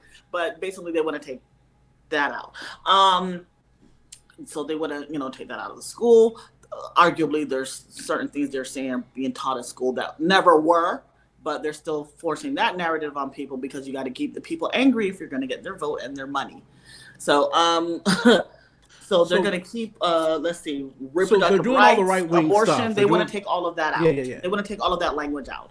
Now, interestingly enough, Project 2025 does not call for a nationwide abortion ban, but it does want to propose withdrawing the abortion pill, mifepristone. I pronounced that wrong, I'm sure, from the market, according to the BBC. Okay, so it was interesting to me that they weren't looking to revive that fight, but they've spent a lot of time, energy, and money on that. And hey, they got Roe v. Wade repealed, so it's kind of like they checked that off anyway. Tosh. Yes. So they're doing all the basic right-wing things. Yeah, basically they're going to put everything under the president. I thought this was more of a streamlined situation. It's more of a flying in the face of separation of powers and everything that is protected by the Constitution type of situation. Yes, but the way that they're actually doing that, from what I understand, is they are almost doing what you would see in a corporate level. You would see a restructuring. Yeah. Go ahead. Okay. So as I understand it, they're doing almost like a restructuring where they're looking at the Republican Party. They're re-interviewing different members of the party to find out where they stand on certain things so that they can then say, well, you'll fall in line. We'll keep you. You'll give us hardship. We'll get rid of you. So that when Trump is back back as president, you've just got things flowing through. They're already in whatever the case may be. They're already in lock and step. Okay? What they don't always have is the numbers on their side. But they're already very unified. And I know there are, wild factions in the party. It's raining, y'all. It's raining. I'm sorry. Thank God when for it rain comes right to now. the core, when it comes to the core things, they link up. Okay? Republican got their Voltron situation together. They all do. right? So they do better than Democrats, yes. For sure. Yeah. For sure. Yeah, well, I have many thoughts about why that is. But anyway, and that is why I'm NPA. I'll make a separate video about that. But the problem is the approach they're taking is will of the people be damned, right? Whatever you have to say about how the government is set up right now, these things were created through the process of decades and decades and even centuries of people voting for them to be that way. And instead of putting these policies to a vote, which we have the systems and the mechanisms set up in place for that already, we're just going to We're just gonna overstep checks and balances, put all the power in the executive branch. As a matter of fact, in the head of state of the executive branch, and just have him tell everybody what it is. So they're basically looking for this not to be a democracy anymore. That's crazy. Now, can they do that? Are we kind of flirting with? That's the gag. That's the gag. You can reevaluate policy and line up your soldiers all day. I mean, at the end of the day, the law comes from the people, and when the heart of the people change, the law ends up changing, right? That's how this whole So no one's complaining about that. If society truly feels differently about something, it'll be put to a vote in a democracy, and then the law will begin to reflect that. But that's not what they're doing. They're not. They're taking it away. Yeah, taking away the ability for the people to make decisions. Now, I'm going to be honest. Even though I am NPA and am disgusted by Project 2025, for various reasons, which will be here till 2:00 for me to expound on, I have to say the balance of powers right now is not looking too great in the shape it's in. We have a rogue Supreme Court right now. They just out here doing whatever they want. You got, they live in the life of rap stars taking money from, he's not wrong. Supreme Court taking money. You know what I'm saying? She's not wrong. And the part and correct me if I'm wrong, because I've got some friends that are really big on politics. I need to do a better job, but I'm not.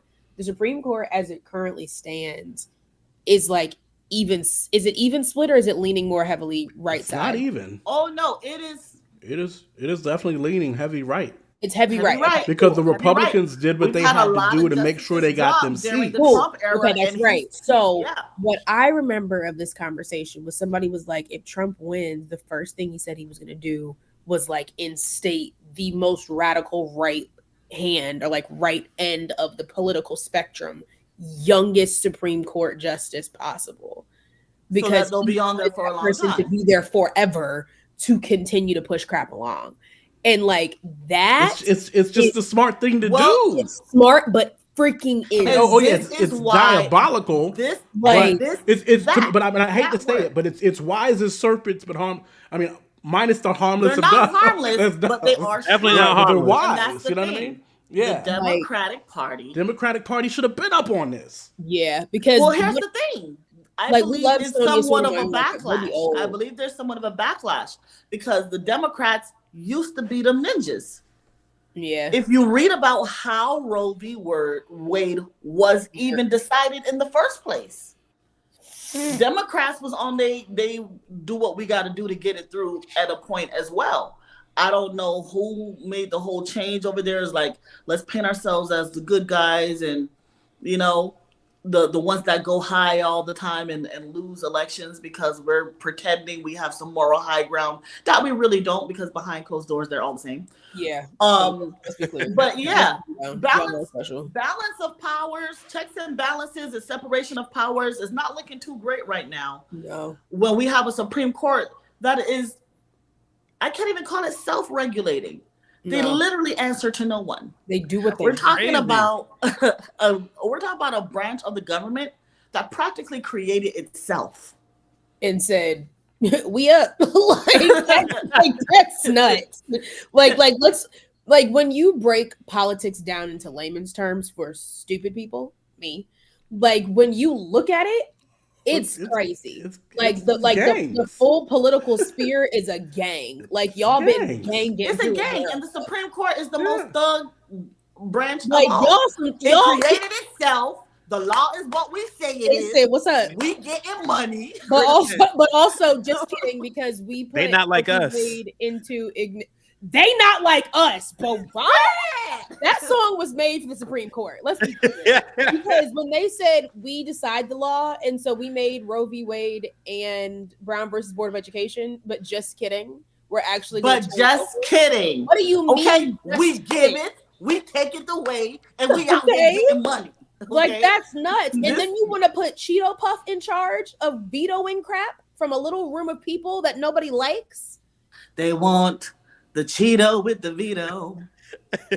That's what they like want. the American government is just so radically messed No, up. she's out here being a joke right now. Kamala? Check, please. All right, guys. Kamala can kick rocks. I was Kamala so doing? excited for her. What's Kamala doing? This is how you know the political system is both broke and a joke. Wait. What is Miss Harris doing? Nothing. Who knows? And there is the problem. Who knows? What does she do? But guys, how often that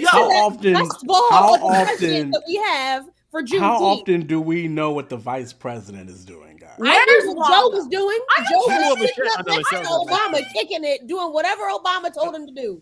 I think the only reason why we knew about Joe is because we had to remind white people that there was still another white guy close to Tom. Listen, who was really the president during W's tendency? It won't W. It was. You would say it was Cheney when he went out shooting people. Cheney was come on. But no. I think we don't give W Jr. We don't give W Jr. his credit. W was putting people around. We know what Cheney was doing. We know what Gore was doing. It didn't matter what Joe Biden was doing because Obama was in charge. We didn't care what. We didn't care about Biden, but even then, Biden was already one of the longest-standing politicians on the Hill at the time. Yeah, for sure. Kamala came and was the most palatable version of a black woman that America could stand being in charge. If you don't say that, that is funny. And it's as exciting as it was to see a black woman get the and I hate to take that away. No. I am a black woman. Allow her as a black woman who was genuinely I was genuinely excited. Allow her the nuance quote. Like I was genuinely excited to see her there because I was like, you are the definition of little black girls getting to have what little black boys got 4 years ago. Like or 8 years ago. Like we need you here. Like let's be clear. You made it okay for little black girls to go into politics and feel like they can get to the top. Like you are running because Shirley Chisholm crawled. Let's be clear. Like this is critical. This is important and necessary. However, you are the most palatable version of a black woman that America can handle because you get to go on shows like Drew Barrymore's talk show and allow white women to say to you without correcting them, we need Mamala. And you go, I know, and I'm gonna be Mamala. You should have corrected that, mammy. That was the most flagrant use of being a mammy. It's too late. Modern day America. Going crazy. And as a black vice president of the United States of America, where black people were enslaved for 400 years, and now white people are trying to tell us we shouldn't talk about it, you should have taken that crap and shut it down. But instead, because you are the most palatable version of a black woman who sat up in California and incarcerated thousands of black people for a drug that is now legal, you are causing more problems than you are helping. The only thing that Kamala Harris has done is say, we did it, Joe, and give little black We did it, Joe. I'm over her. Yo, Kamala's on her Portia Miller. I'm not even gonna lie. If y'all ever, you don't know why you're here. You don't know. She's on a plane somewhere. She's gone. All the time. Anywho. I'm sorry. So I need to get that. No. I mean, thank you, sis. No, we needed it. Yeah, we don't talk politics often. Correct, lost and found. Both sides do the same thing. One thing you'll find out with all of us, for the most part, is you won't find normally a writer. What I mean by a writer is somebody who just rides with the Republican Party no matter what they do, or rides with the Democrats no matter what they do. Yeah, but we don't play that game. Though. You feel what I'm saying? We're gonna come for your head. And hope that y'all get y'all stuff in order. You know, whatever the case may be. And so that is, that's just kind of what that is. But next topic. I just feel like, why are these our only choices again? How did we get back here? Yeah. How did he's a felon? I thought felons couldn't run for president. And I thought felons couldn't get your job at a local your local store. Like I don't. So they can understand. They can run the country though. How did the crypt keeper, Listen. and a felon become the two people? Why running are for they our president? only choices? How is it the two of them again? Yeah. Because Joe's about to fall over and die, and I just don't understand. So listen. Let's keep this party going. Get assassinated. Like, subscribe, do all the many things. Tell a neighbor, tell a friend what we do every Wednesday night here at 10 p.m. Eastern Standard Time on the Tastemakers Pod. Of course, we're not getting to the rest of these topics, all of them. But there's a show right now on Netflix called Your Honor. Listen, I'm going to set up the joint for you, and we'll go in. Dude is a judge. Mm-hmm. His son... you wasn't supposed to lead with that quote. You should have let me set it up. His son... He said anyway. His son ends up involved in a hit and run. Mm-hmm. He ends up killing. Don't give the whole show away, quote. No. We're not giving the whole show. This is something you find out in the show. And all this is first 30 minutes of first episode. Yeah. All right. All this is first 30 minutes of the first episode. All right. There's a full season left. All right. 2 of them. You're a judge. Is there 2 seasons? Yeah. 2 seasons. Oh dang! I'm only on like middle of the first. So me too. I'm gonna call you after this and spoil it. If you spoil it for everybody, I'm gonna call you after this. I'm gonna text you. No, I'm not telling anything more. I'm not telling anything more than the first 30 minutes of the show.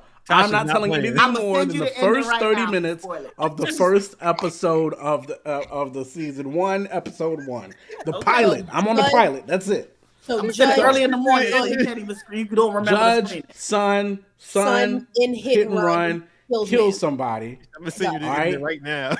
The question is, as a judge, do you take your son in to the police station and turn him in, or do you help him basically cover up all evidence and bury the situation? What you gonna do, Goss? I feel like my morals will not get the best of me. I'm covering up everything. You know what I'm saying? Like, I'm holding my family down. I feel like even if I don't like them for real, that's still family at the end of the day. And I feel like I'm holding them down. So, like, I'm not going to lie. Like, I can see my Christianity going out the window. Like, I'm lying about everything. Like, I'm trying to cover it up to the death of me. And I know it's not right, but it's like, dang, like, our morals, do they overpower our faith? You know what I'm saying? Because I'm looking at it from that standpoint. From the standpoint of, like, you know what I'm saying, what's the right thing to do versus the thing you're going to do. And it's kind of like when you only got a little bit of money left and you're like, dang, do I tithe or do I give this or do I go pay my light bill? Like, you know what I'm saying? Like, I think it's going to pay their light bill. It's definitely on different levels, but I see where you're going with that. Like, I'm saying that's the micro version of that. Yeah, Savannah, what we doing? Savannah, have you seen the show? Let's start there. Why are you giggling? Because what kind of question is this? My God. So you're riding out. So here's the thing. You're a judge, though. You got a lot to lose. I like to think I'm an OG, right? I like to think I'm an OG. I am not. You from Ohio. You gangster. Period. Let them know. Say it out loud. But I'm from the suburbs.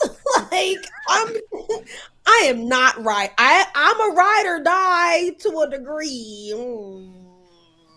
But like as the judge, I'm not gonna hold you. That's what I'm saying. I've got some favors I can pull. But murder is crazy. Like we're covering up murder from your son. Your son murdered somebody. Because what am I gonna do with that? Hold it over your head for the rest of your life? Remember that time you murdered somebody? And now we got a lifelong secret that we can't tell nobody about? That's nuts. Like murder? What are you, Cain and Abel? Like I don't understand what's going on. Like that's I don't know. But in two, you low key risking your job because you not low key, my boy. Your job is out to find out. So you can't be a judge no more. Who's paying the bail bonds when you eventually get caught and taken to jail? Because I'm gonna be next to you. Where the money at? But what if you don't get caught? What if y'all play it cool the whole rest of your life? I don't know. I'm not you that don't cool. get dog. caught. I'm not that cool. That'll drive me to drink. I hate Tasha. that a lot. Low key, a lot Esquire. of these judges is drinking anyway. Hey, absolutely. Esquire. Oh, this is gonna be What good. you doing? It's gonna be good, yeah, because you're like the person. Because In you're the system. actually an attorney. So thoughts, considerations. Quote, you need to tell some more of the episode. So I can't because then it makes it way too easy for the decision, in my opinion. You really think so? I think so. Once I drop that ball, then the answer automatically goes to, "Oh, we riding." Oh, so he does it. Well, We ain't telling. We'll tell them after she answers. I'll drop the next ball. Again, all of this is in the first 30 minutes of the show. Okay. This is pilot episode, first 30 minutes of the show. So this is not giving you anything. There's still 2 seasons left. It's just 30 minutes. Right. So I think. All right, y'all want to take a vote real quick? We just tell y'all the first episode. I mean, I've seen it. I'll drop the bomb, and when I drop the bomb, it to me though. All right, so let's give them a spoiler alert. go. You got 10 seckons to. Wait, how far? The first 30 minutes. How far are we spoiling it? No, just the first episode. No, we're not. It's not even. It's just the first 30. Tasha, Just why up don't you until just they get participate? to the police station. All right, because I'm on episode 8 right now. Hold on, up until they get to the police station, In the or first when they leave the episode, police yes. station. Savannah, Why just do they close your ears, leave? Savannah. So you're right. You want me to tell the reason why they leave the police station? What I'm telling you is answer the question, then we'll tell the people, and all of our answers All are right, going but to quickly let the go vote to chat. Let the vote chat. we're in. riding. Let the vote chat though. Oh no, if they hear it, they know. I mean, let the I've already chat told them know. we're spoiling the first 30 minutes of the show. Natasha, what are you doing? That's what we need to know. Well, Thank I you. mean, I was doing what the judge in the show was doing up until a point. Okay, so you are selling out your son. The Selling judge ain't out. selling him out. When I say selling out, I'm sorry, I should have said you are That's a turning name. in your son. You are being the honorable citizen and No, the turning judge in ain't your do that. son You into the can't police. sit on the bench and call somebody a liar of the vilest kind, which was hilarious. Yes, he did. A He did liar say of that, the didn't vilest he? And then That He is did something. say that. immediately try to obfuscate the law yourself. Yes, So that's I true. think him initially turning his son in was consistent with his character setup. But when they twisted that thing, I was like, So he turned out to be a thug. So this is what I mean, happened. it's This is Breaking not Bryan Cranston. so. Breaking Bad. It is Breaking Bad. This is So what listen, he does. so listen. At the end of the day, and this is when all of our turns. Hold on. At the end of the day, we find out that the kid that was hit and murdered by the judge's son, Don't say murder. He didn't do it on purpose. vehicle manslaughter, whatever you want to call He it, was killed. ends up belonging to the biggest mob boss in the city. That joint's crazy. You find all of this out in the first The 30 way to the 45 judge minutes of the show, moonwalked of the up first out of that episode. Get in the He car. Get in the car. moonwalked so true. He would get in the car. Get in the car. You know what I'm saying? Listen, It's Hey, so that to me judge- that the judge we turned all into the once we double-pane find glass out who and the seen son the mob belongs walk. to, we all ride now, aren't we? We said, "Oh nah." At this point, we ride together, we die together. Yes, Bad we have boys to. for life, fam. Right. Like, Because exactly. Because Because if at they this find point- out that because you if I do- killed the the mom, judge- we are all dying. facts. If I do put you in jail, you're gonna die. If you out here in the streets, you might die anyway. But at least you on the streets. You've had a Right. chance to live your life. Yo, Listen, they're not even going to kill the judge. It's the mob boss. They're not going to kill the Shut judge. up! They are going to. No, listen. I'm texting you No, the end no, right now. Okay, listen. Tasha, you're not No, listening. No, Tasha, why did you tell Tasha, them what judge Tasha, doesn't listen. happen to the judge? Tasha's pissed. Listen, Tasha, I haven't seen up to anything to whatever you think I know. Oh. I don't know. So Listen to me. hold on. Listen to me. Listen to me. Listen. Stay in episode 1, please. Okay, Please, I'm and making. thank you. Listen again. Whatever you think Tasha I said, know. I'm texting you right now. Listen, whatever you think I know, Tasha, I don't know. Okay. Listen, just keep it at episode 1. Listen. Okay. Again, Tasha, you need to know that. Listen, stop talking and listen. What I'm about to say, I don't know. I'm saying this is what I would hypothetically think would happen. Okay. What I would happily think was happen is if they found out the boy's son belonged to the judge, you kill as a mob boss. You kill the judge, you kill the boy's son, and then you put the judge in your pocket. That's what I would do if I was a mob boss. You think that's what they would do? Oh, that's what I'm saying. If I was a mob boss, that's what I'm doing. I don't know. I haven't seen the show. Okay, but hear me out. That's what I'm saying. I would put the judge in my pocket. I mean, you put the judge in your pocket, but after you killed his son. Well, I guess maybe you don't kill the son. You beat him up real bad, but then you put the judge in your pocket. I think the only way that you can put the judge in your pocket is if you guarantee his son's safety. That's the only way you can put him in your pocket. Because if you touch my kid, it's a wrap for you, bro. I'm gonna lose my job off the strength of the fact that no good child is dead. I'm with you. So listen. So at the very least, if I was a mobster, I found out that the son of the judge killed my son, I am putting that judge in my pocket. You understand what I'm saying? I don't know about in my pocket. I feel like mobsters want people dead. It ain't about a pocket. He don't need you. Okay. All right. No, is he high up? Is he high up enough? In the we talking about a judge though. We just talking about a judge though. The only judge in the city that is trying cases, like. Yeah, I mean, that's a good point. I'm just saying that was my thought process. Now I can't wait to watch the show. Now pause, because the judge is black, correct? And the little boy who killed the boy ain't nobody black. Ain't nobody black. Nobody's black. We not yet. Nobody we talking about right now black. Bro, you know what's nuts? No, listen now. It's a lot of black coming. But in episode 1 ain't nobody black. Ain't nobody black. Yeah. Child, this little picture is. Oh, I lied. I'm looking at a different thing. Yeah, this picture. That's not. Nah, because it opens up with the black boy on the trial stand. I know it wasn't crazy. I was like, that's a whole nother ball game. Yeah, I'm not saying nothing. Okay, because I already wrote the text. I will send it to you. No, stop it. You're so. I'm telling you, I don't know nothing. I'm not gonna say nothing I don't know. I say in the first episode. Anyway, so that now you know what we all would do. You all know that all of us except for Tasha is probably selling out our Christian worlds and burying bodies. So here's the thing, though, guys. And I know we're all joking. Well, I don't know. I'm the only one on the joint. I think with the son, right? It's a 98% match on my Netflix. Like I have to go watch. You have to watch it. I think I'm the only one with the actual son on the joint, though. You know what I'm saying? Like, what you want to do for your kids? Warnings? Is there any part that? I mean, it's a Netflix. We got to tell believers to watch out for. Nah. You good? Nah. I ain't seen nothing crazy. I don't think I've seen anything. There was an incident. Well, the first episode has a situation, but that's wrong. But it starts with a situation, but I don't believe they actually show. But it ain't like they don't really show nothing. It's skinny people. Like who cares? It is skinny people. That's hilarious. That is funny to me. That's hilarious. That is funny. That is funny.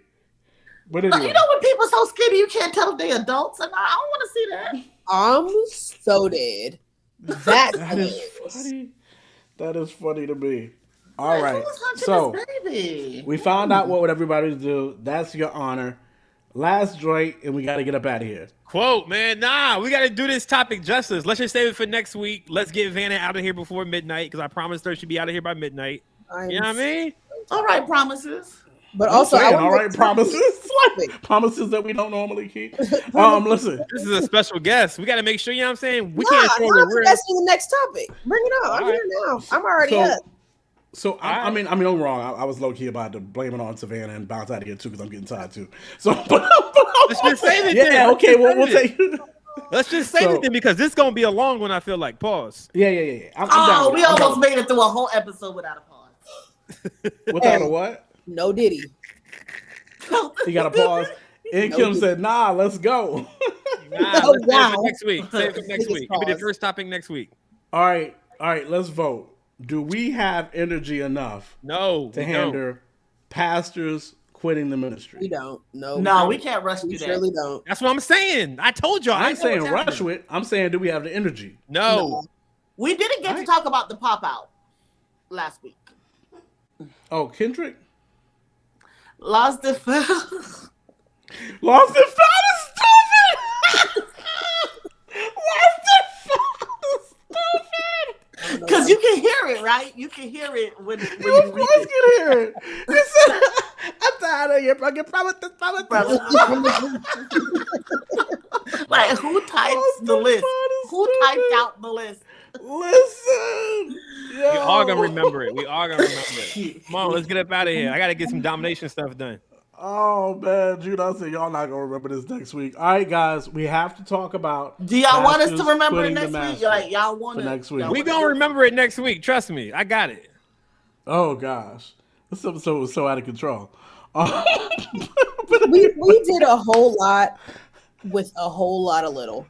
This was a little. I'm so sorry. Yeah. I feel like my tired energy brought a lot of chaos to this. I apologize. Nah, you good. Yo, we got stuck in the memes of the week for like the first 50 minutes of the show. We did. I was like, You The said reason it's supposed to be the first you were 50 trying minutes so and hard it to change it because you kept changing the screen. I tried. Listen, I quote, tell me something, quote. How many more Patreons do we need to keep Brina doing the production even when she's not on screen? Oh no! I will pass the plate around. Listen, we need all the Patreons in the world. www.patreon.com/the Tastemakers Pod. Join the community. You know what I mean? And we need it. You. You know what I'm saying? Because listen, the overhead is only covered by me, and I don't know. I don't know that you know what I'm saying? Folk got it. Yeah. He a 2-income household. Let's go. Listen. Quote should be better at what by now? What I do? Wow. Just call him out, Jadon. What did I do? I should be better at what? I didn't do this. It's not my fault. I feel like DJ Envy right now. DJ Envy, Angela Yee, and Charlamagne the God. Yeah. I feel like yeah. Angela Yee was better than what's name too. I think. Nope. It's better than the girl that got now. Jess Hilarious. Jess Hilarious is. I don't like Jess on that show. I liked Jess on the show when she was interviewing, but the more I think about it, I like what Angela brings. Yeah. That I don't know What that does Jess she can bring? She's not Angela a comedian. would bring a, She's not a she- comedian. yeah, she would. There was some seriousness. She brought a sense of journalism to it. Yes. Thank you. Thank you. She's a radio host. Like she's not a whole lot, comedian. but she brought a sense of, she's. But again, Julian said, I should be better at running behind the scenes when Brina's gone. Charlamagne is the comedy. You're probably right, You can't have two comedians. Charlamagne is the comedy. Two comedians. Correct. Like, not that you can't. You have to have two comedians that can play well off of each other. The chemistry was way better with you. They're used to Jess Hilarious and Charlamagne the God are used to being the loudest in the room at all times. Right. Did y'all see the skits that Jess Hilarious did? Skits are funny because she's a comedian. My gosh. She's a comedian. She's not a radio They host. don't play well off of each other. Skits on the Breakfast Club? Yeah. The skits are funny. No, the skits are hilarious. It's on the Breakfast Club IG, and they're mad funny. But I'm saying her doing a 4-hour show is just ain't it to me. I don't know. I just felt like Angela Yee had no personality, like at all. But she was a great radio host. She's a legend radio host, and she's actually her show that she has by herself is pretty good. She does good by herself. She does good by herself, or she has to have people in the room who bring the energy. Like, you're not wrong. She's a little bland is rude. Bland is also incorrect. Bland is also on a team. She worked well on a team. Yeah, she does well on a team, and she does well by herself because she is truly a journalist. She is. She's a legend. You have to have people who are interested in listening to her as a journalist because she is a bit like calm. Didn't take. Sorry. You said can't relate.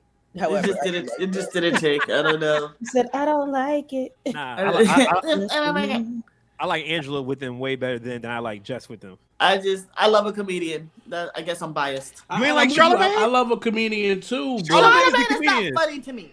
That nigga is funny. No, Charlamagne's funny to me. Charlamagne is funny. Charlamagne is definitely funny to me. He's just. All right. I mean, respect. You know what I'm saying? But listen. So, I guess we get out of here. You know what I mean? Yeah. That be your girl, Tosh. That's your man, Goss. Shouts out to Savannah. They call me, quote, we are the Tastemakers, and we will catch you guys next week. Deuces. Period. And then I'm the one that got to actually hit the button in the show. I'm not used to this. Oh, no. Quote, no. Makers. Classic. We do more than make a living, we make a life. When everything is dark, we are the light. We are the Tastemakers, aight. Let tomorrow tell the stories that we make tonight. We do more than make a living, we make a life. When everything is dark, we are the light. We are the Tastemakers, aight. Let tomorrow tell the stories that we make tonight. For the movers and shakers, for the new Tastemakers, sommeliers came out to play. Classics in the current day. For the movers and shakers, for the new Tastemakers.